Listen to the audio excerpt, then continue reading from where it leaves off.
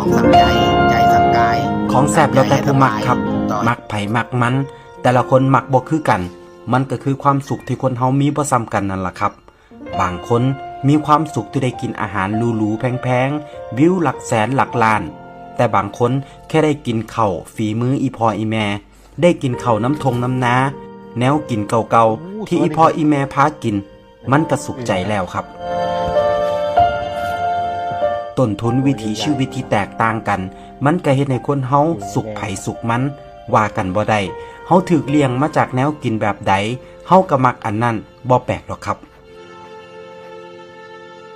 บ่แปลกที่แนวกินบ้านเฮาสิซ่อนความทรงจำความผูกพันไว้ในนั้นกินไปคิดฮอดบ้านไปคิดพอสมัยแต่กี้แต่ก่อนคิดฮอดตอนออกไปหา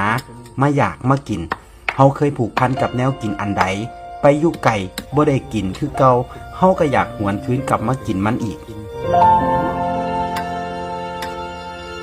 แนวกินหลายอย่างมันกลายเป็นภาพแทนของไทยบ้านเฮาเลยก็ว่าได้ครับ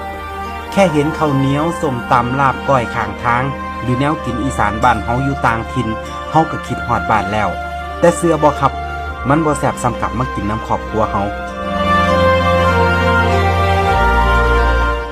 บ่เคยบอกว่าแนวกินบ้านเฮาดีกว่าไทยอื่นแค่อยากบอกว่าสำหรับเฮาแล้วแนวกินฝีมืออีพ่ออีแม่แซ่บที่สุดสำหรับเฮาเท่านั้นแม้ว่ามันอาจบ่ได้แซ่บสำหรับคนอื่นก็ตามครับเฮาผูกพันกันมาคนละอย่างกินมาคนละแบบกินแบบไผแบบมันสุดท้ายเฮาบ่